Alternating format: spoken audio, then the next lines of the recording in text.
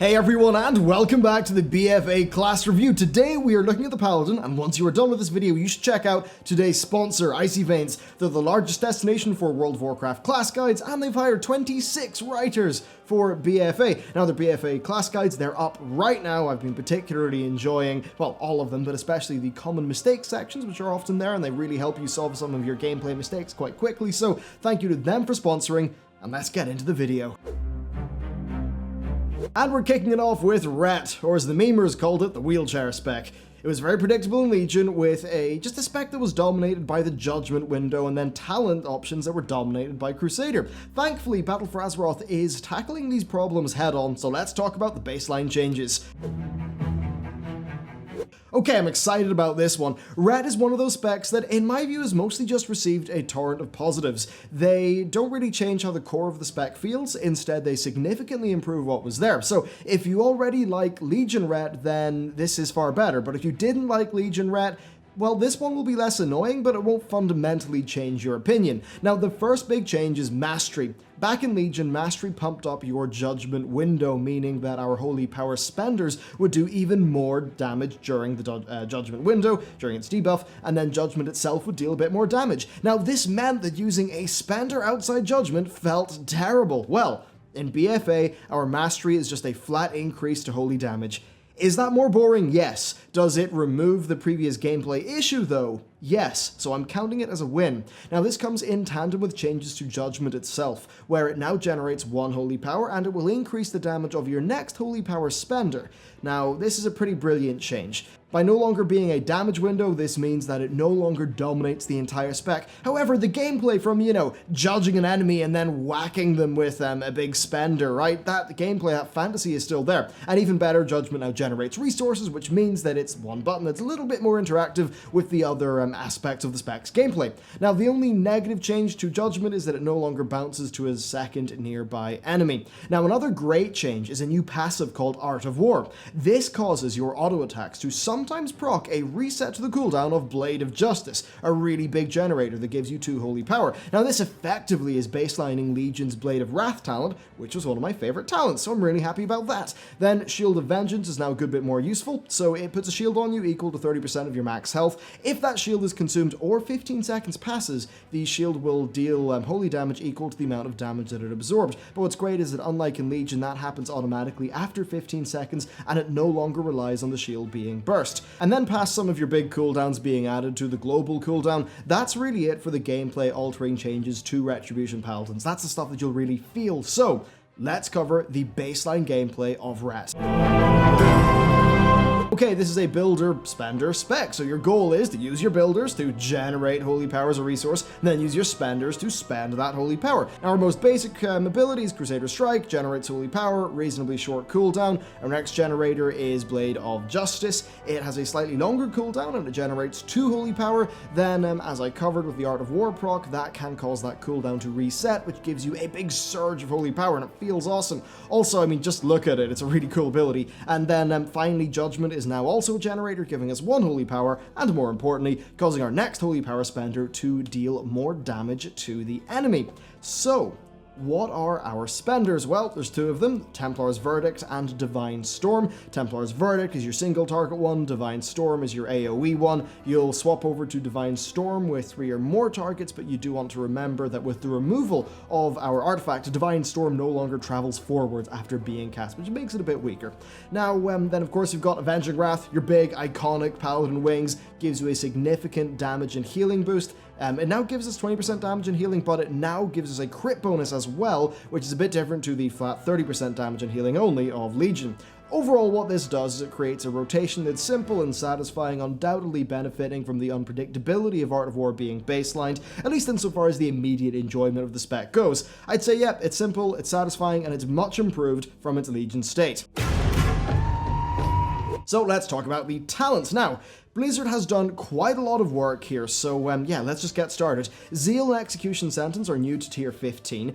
Zeal is a simple buff to auto attacks after using Judgment. You won't really notice it, bar the free damage. Then Execution Sentence is a lot more involved, now doing immediate damage and then increasing the target's damage taken. It kind of feels like Colossus Smash in practice, and it's okay if you like that style of gameplay, but right now it doesn't seem super core to the spec, feeling good to me. Then Righteous Verdict is another talent on this tier. It causes Templar's Verdict to buff the damage of your next Templar's Verdict, but that buff only lasts for 6 seconds, which means that it's going to take a bit of planning to use this one correctly, which is, you know, something that I generally enjoy with specs. It just adds a bit of a mini game to the spec, I suppose. Now in the next row we've got Fires of Justice. That reduces the cooldown of Crusader Strike by 15% and adds a 15% more chance to reduce the cost of your next Holy Power Spender by 1, so that's pretty great. Of course, it's on the charge system baseline now. Then Blade of Wrath doubles the proc rate of Art of War to 4 RPPM and increases the damage of the procced Blade of Justice by 25%. And then finally, Divine Hammer is back. It is a ranged generator that's usable on enemies under 20% health, or is just usable all the time if Avenging Wrath is up. So it's pretty entertaining to use when it's up, so you're in Execute or Avenging Wrath is up,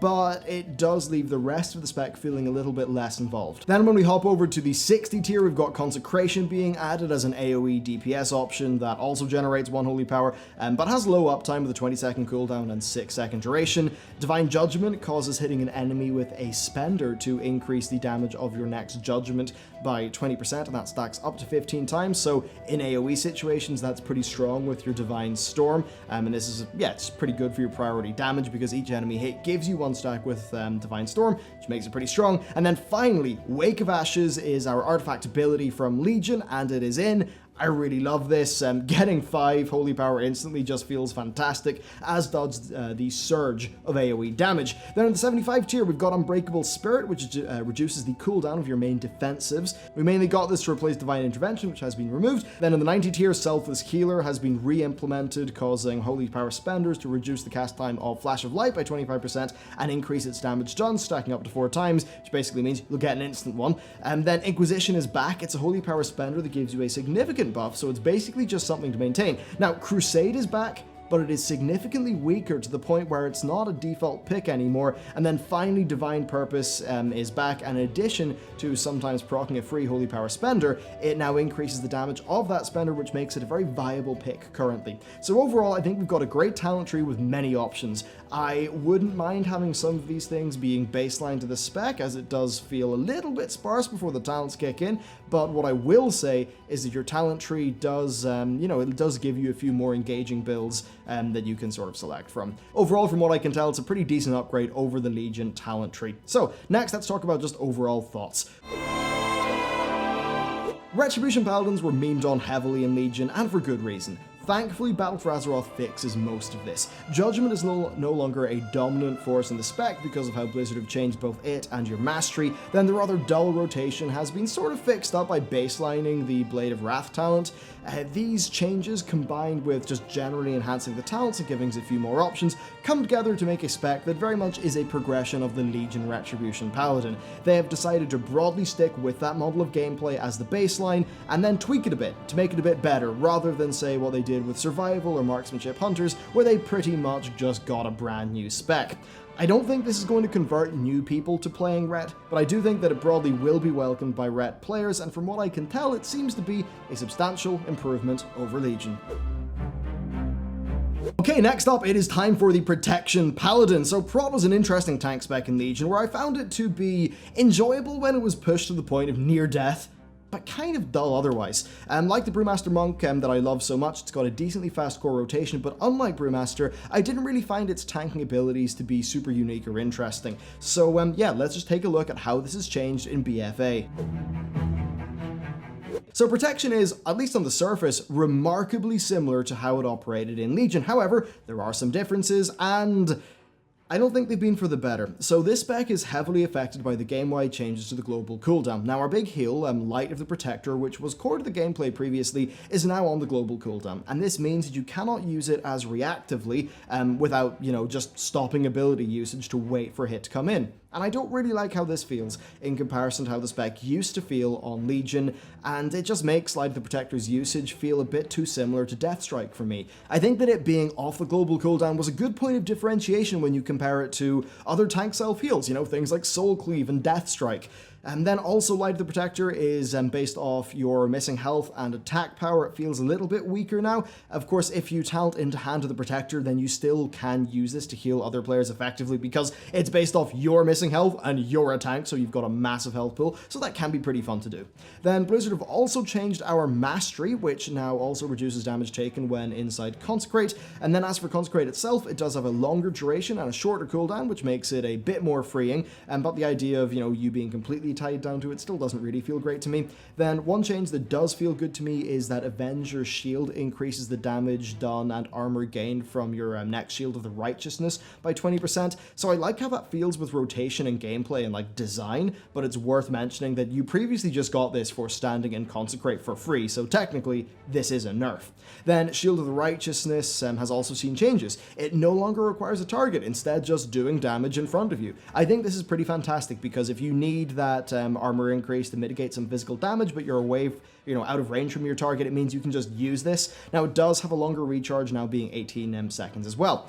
Now, as always, the standard Battle for Azeroth tank changes apply, so less self-reliance, you're a bit weaker to magic damage, with mob management gameplay featuring a little bit more heavily because of the changes to threat in this expansion. So to wrap this one up, overall, I really do like the change to Avenger Shield. I like how it feels, even though technically it is a nerf, because you previously just got that for free in Consecrate. I do like how you don't need a target for Shield of the Righteousness, but past that, it does feel like a bit of a downgrade in gameplay. Being fast and reactive with Light of the Protector was super enjoyable to me. It was like the core hook, and slowing down that gameplay to fit within the rhythm of your normal like global cooldowns and stuff, it just removes a part of Prot that I really enjoyed. So with that covered though, let's just run through the baseline gameplay.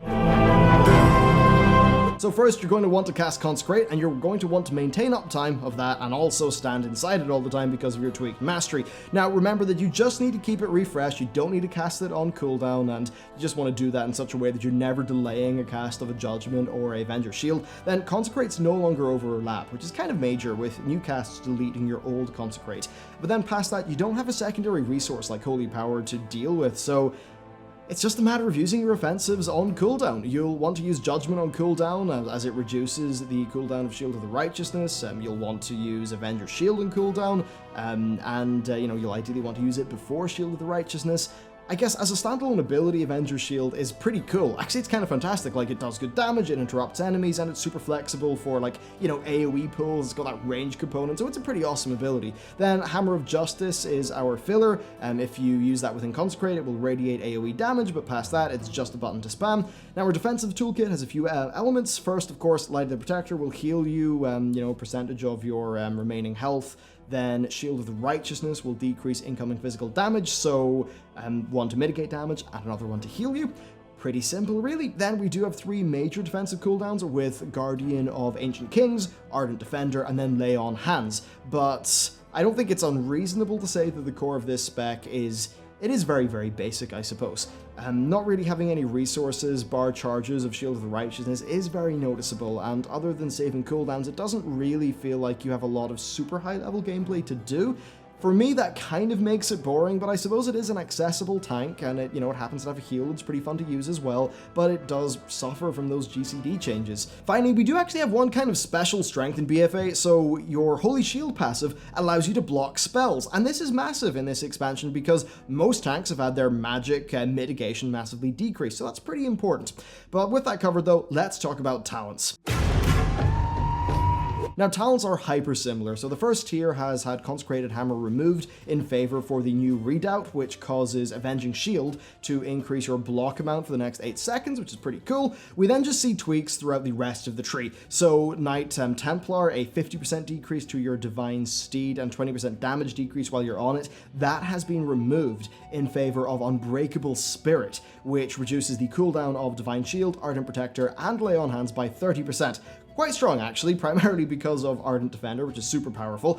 And you know what? That's pretty much it. Other talents, they've been tweaked or rebalanced a bit, but there's nothing really to the point where there's a tremendous gameplay implication, I would say, which really means it's kind of time to wrap this one up.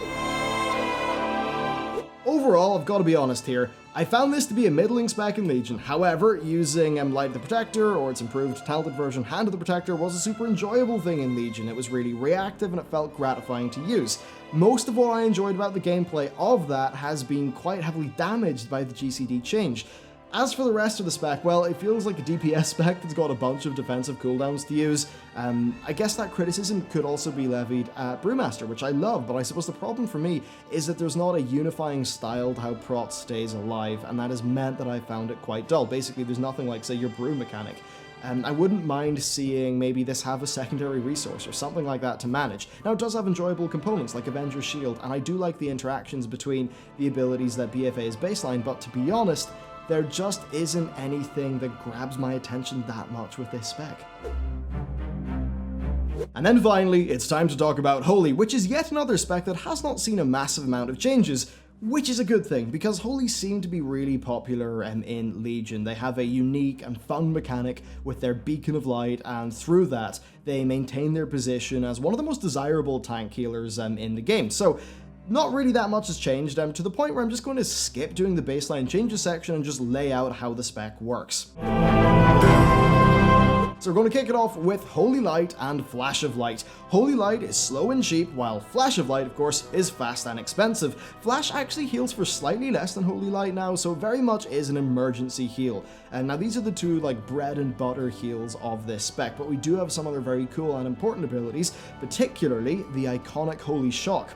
Holy Shock is an instant heal on a haste-affected cooldown that heals for a substantial amount, and in BFA it has a 30% increased critical strike chance, which is different from how it worked in Legion, where it would simply just double your crit chance. So I think that's probably stronger at the beginning of the expansion when you've got low stats, but a bit weaker as time goes on. Now, if it crits, it will trigger an effect called Infusion of Light. This will either cause your next Holy Light to cast 1.5 seconds faster, or your next Flash of Light to heal 40% more.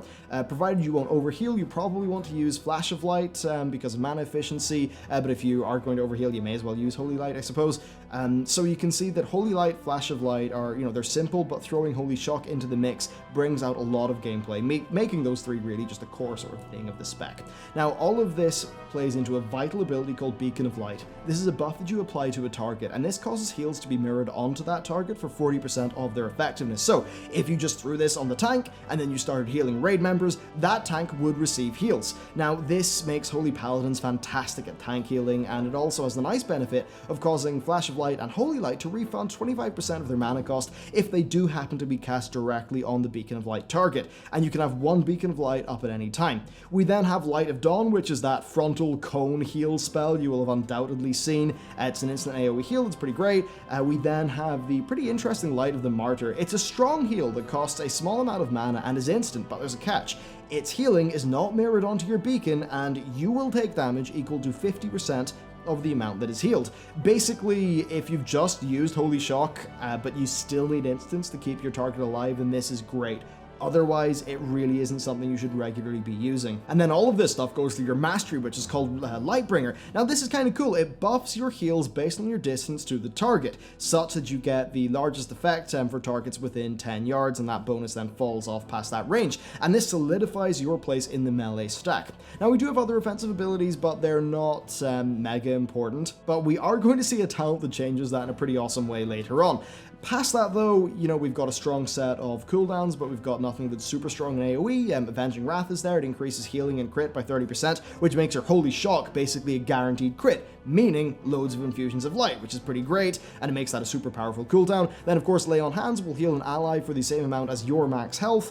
Blessing of Sacrifice will reduce and transfer damage from a target to you, which is excellent for getting a tank through a bit of a tight spot that you see coming. And then you've got Aura Mastery, which will buff up one of your tier 4 talents.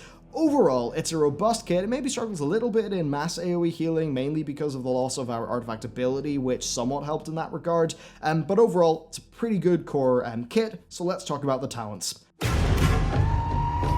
Our talents are very, very simple, with the only gains being Awakening and Avenging Crusader. So Awakening gives Light of Dawn a 15% chance to grant Avenging Wrath, and that's brought over from a legendary effect. And then Avenging Crusader is a pretty darn fun new cooldown. It increases the damage of your Crusader strike, your judgment, and your auto attacks by 30%. it makes them cool down 30% faster, and then your Crusader, Strike, and your Judgment will heal up to 3 injured allies for 250% of the damage dealt. So for 20 seconds, you become a melee healing god, which is very, very cool indeed. As for the rest of the talents, well, it's incredible how many are viable and just how much choice there is, and it's really great to see that in a talent tree. Our talents allow us to get more AoE healing through options like Light's Hammer, Holy Prism, and then both Beacon of Faith and Beacon of Virtue, which are both significant modifications to how our Beacon of Light mechanic works. We then have a bunch of cooldowns, so we've got stuff like, of course, Avenging Crusader, which I covered, and then Holy Avenger,